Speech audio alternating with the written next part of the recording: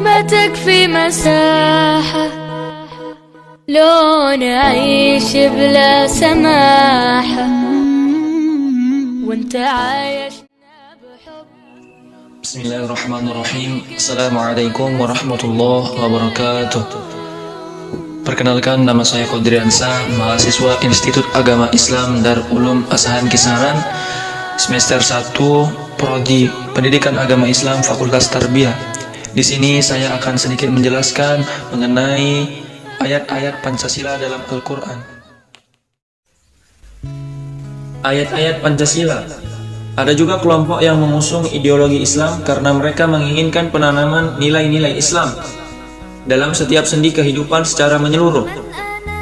Ada upaya menemukan ayat-ayat Pancasila dalam Al-Quran, ditambah lagi dengan isu kebangkitan paham komunis di tengah-tengah masyarakat, juga menambah jumlah golongan yang menentang ideologi negara Pancasila.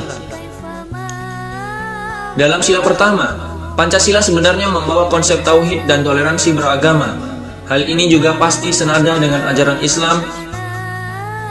Dijelaskan lebih lanjut oleh Ibnu Katsir bahwa Allah yang pertama dan esa, tidak ada tandingan dan pembantu, tidak ada yang setara dan tidak ada yang menyerupainya, dan tidak ada yang sebanding olehnya. Kemanusiaan yang adil dan beradab. Dalam sila kedua ini, Pancasila membawa konsep manusia yang beradab untuk membangun peradaban dan menghapuskan kebiadaban. Hal ini juga sepaham dengan ajaran agama Islam yang senantiasa mencerahkan peradaban manusia. Dalam sila ketiga, yaitu Persatuan Indonesia, Pancasila membawa konsep bangsa Indonesia yang menjaga persatuan dan kesatuan apapun kondisinya. Hal ini juga selaras dengan ajaran agama Islam, yakni menjaga dan mempererat ukhuwah. Allah Ta'ala berfirman, Innamal mu'minuna ikhwatun fa aslihu baina akhwaykum wattaqullaha la'allakum turhamun. Yang artinya, sesungguhnya orang-orang mukmin adalah bersaudara, karena itu berdamaikanlah antara kedua saudaramu dan bertakwalah kepada Allah supaya kamu mendapat rahmat. Quran Surah Al-Hujurat ayat 10. Dalam tafsir Hidayatul Ihsan bi Tafsir Quran, dijelaskan bahwa ayat ini menjelaskan perlunya melakukan perdamaian antara dua kelompok orang mukmin yang berperang.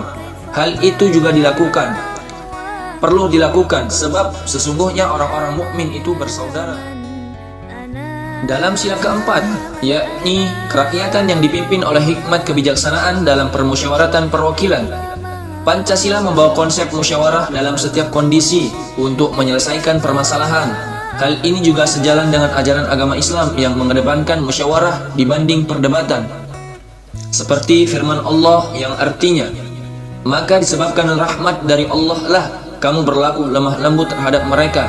Sekiranya kamu bersikap keras lagi berhati kasar, tentulah mereka menjauhkan diri dari sekelilingmu. Karena itu maafkanlah mereka, mohonkanlah ampun bagi mereka, dan bermusyawarahlah dengan mereka dalam urusan itu. Kemudian apabila kamu telah membulatkan tekad, maka bertakwalah kepada Allah. Sesungguhnya Allah menyukai orang-orang yang bertawakal kepadanya. Quran Surah Al-Imran ayat 159. Dan yang terakhir dalam sila kelima, yaitu keadilan sosial bagi seluruh rakyat Indonesia. Pancasila membawa keadilan dan persamaan dalam seluruh lini bagi segenap bangsa Indonesia. Hal ini juga pasti senada dengan ajaran agama Islam yang begitu menekankan prinsip keadilan dan equality dalam kehidupan. Nabi Muhammad memahami benar bahwa masyarakat Arab harus menghilangkan ketidakadilan sosial dan harus menghapus kelas-kelas yang mempunyai hak istimewa di dalam masyarakat. Beliau menganggap bahkan dirinya sendiri pun sebagai umat manusia yang biasa, sebagaimana sabdanya, sesungguhnya aku adalah manusia sebagaimana kamu semua, laki-laki dan wanita, majikan dan hamba sahaya, serta raja dan rakyatnya mempunyai hak yang sama di hadapan Allah dan hukum. Dengan kata lain, semuanya mempunyai hak sosial yang sama. Hal ini cukup terlihat dalam sholat yang bisa dilakukan sehari-hari ketika orang berkedudukan rendah dan tinggi, kaya dan miskin, berdiri berdampingan di hadapan Zat yang maha tinggi.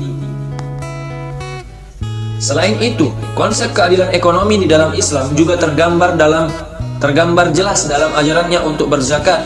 infak, wakaf, memberi makan orang miskin, peduli kepada yatim, dan lain sebagainya.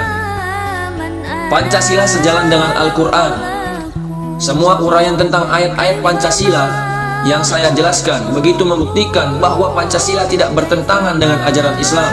Setiap esensi nilai Pancasila juga tergambar pada esensi ajaran Islam. Maka, mulai sekarang kita hendaknya hentikan penabrakan Pancasila dan Islam. Keduanya dapat kita jalankan bersamaan untuk mencapai tujuan bernegara dan beragama yang sebenar-benarnya. Demikian penjelasan dari saya. Apabila di sana sini terdapat kekurangan maupun kata-kata yang kurang pas, saya mohon maaf.